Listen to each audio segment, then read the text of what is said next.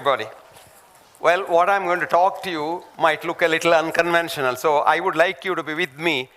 With every word, you must be with me. If you miss a word, then you'll probably miss the bus. All of you, including me, believe that modern medicine is scientific. Let me tell you this history. Modern medicine became a science in the 12th century when the European universities accepted modern medicine as science. From then on, it has been following the conventional science of physics, chemistry, and biology. Unfortunately, even to date, it has not changed a wee bit.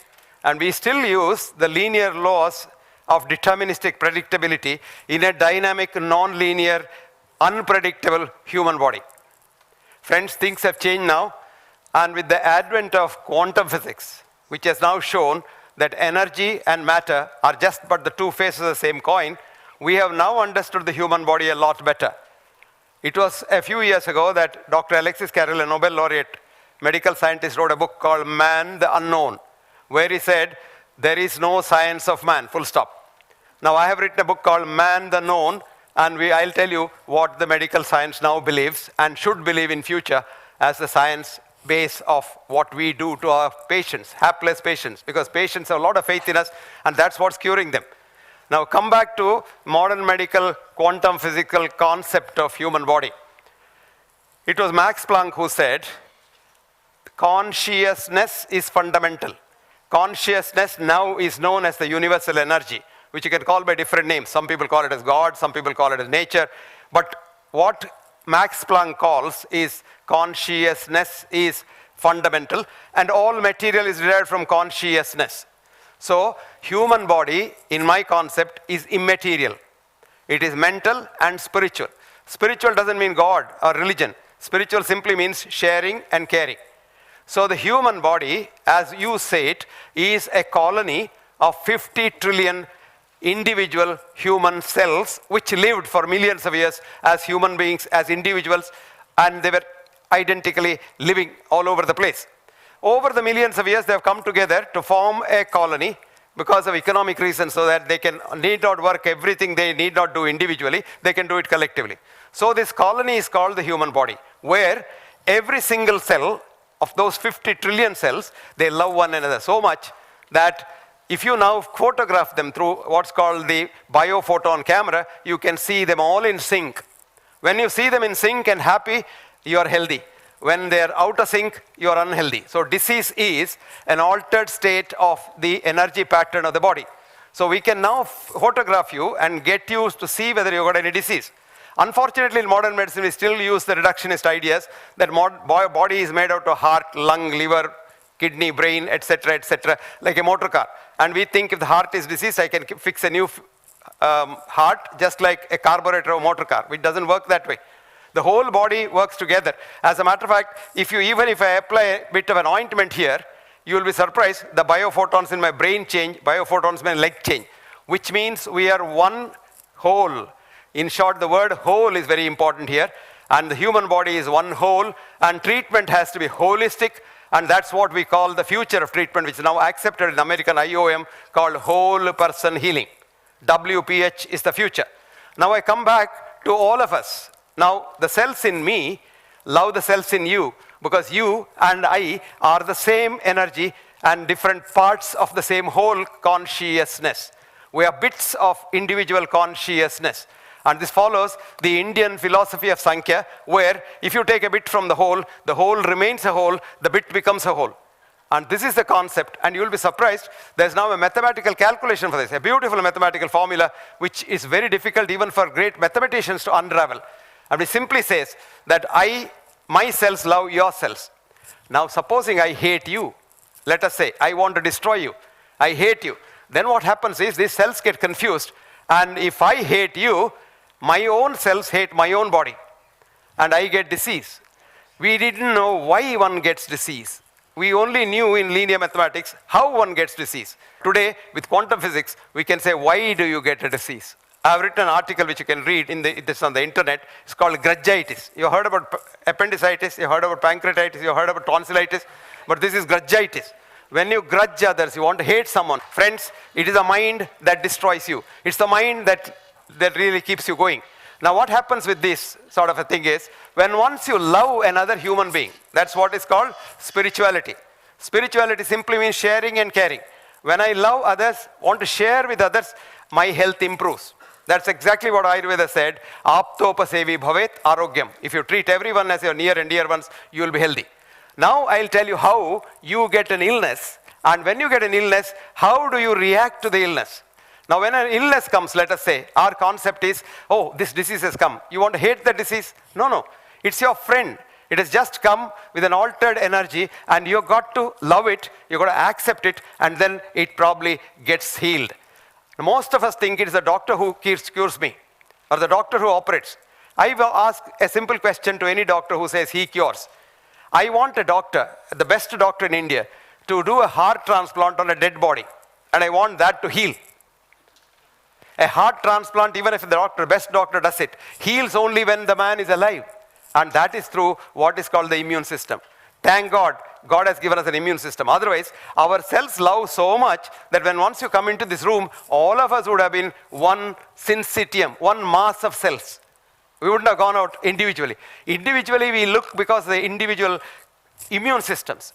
But it's only a Maya. What we see in this world is Maya, which the German scientist who found out E is equal to M, Hans-Peter Due, calls as Wirklichkeit. Wirklichkeit in German means a drama, a changing drama. Suppose I see all of you here, and when I close my eyes, you're not there. So whether you're there or not is only not a reality, but it's a myth. Now this is the concept. If you understand, you can understand this is better. Now when you come to the cell, individual cell, as you see here, this is an individual. Whole individual is this cell. It can do everything that you do. It can breathe, it can understand, it can think, it can eat, it can excrete, everything it does.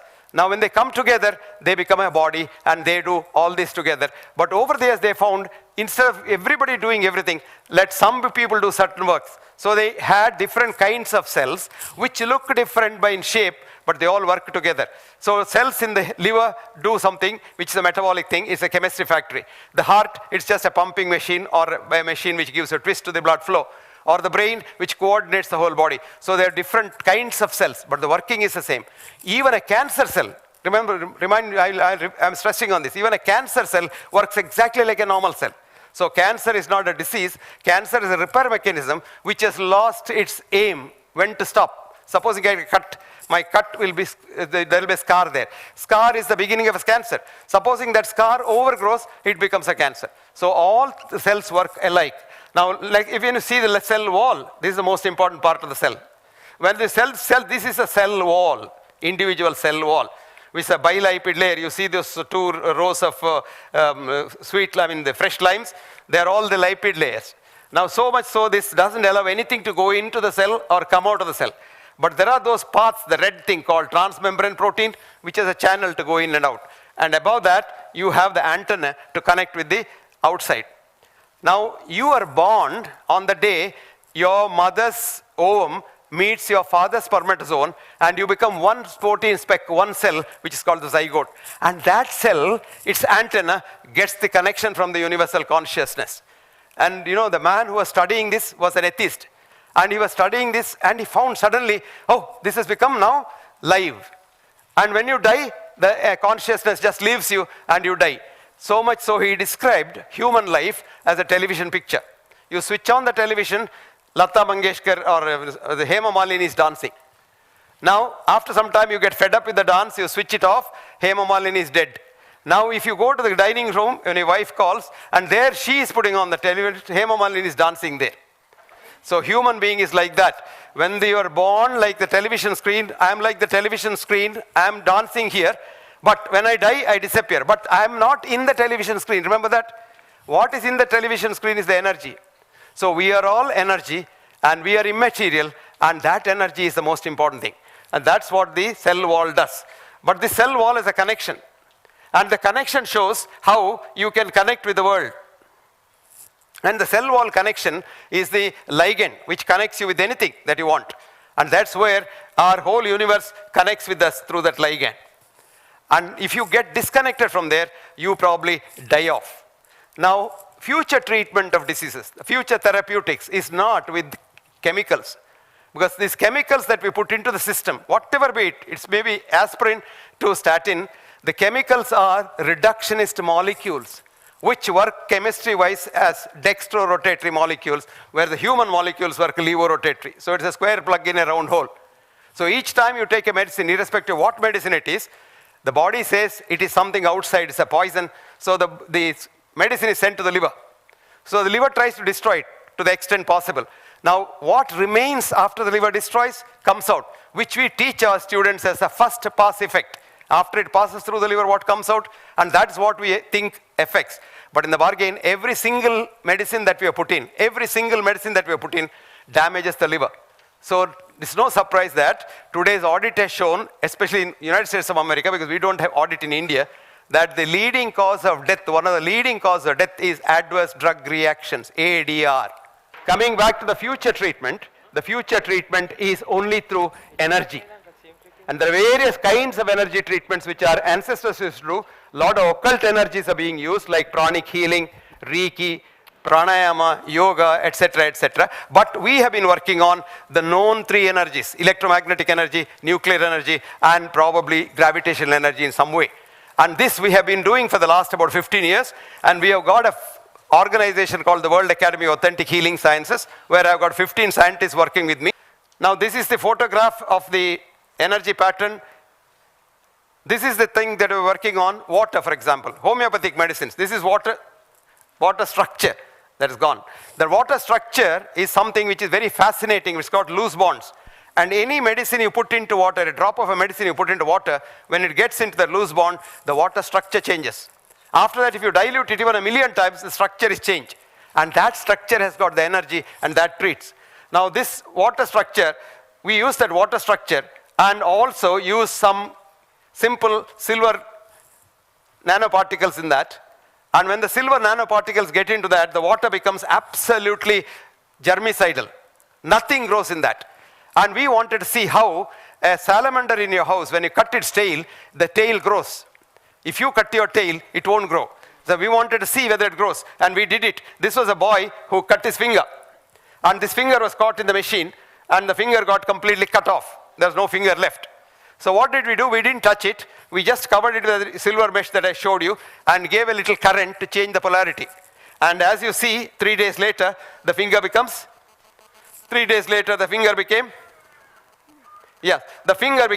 cleaner and clearer.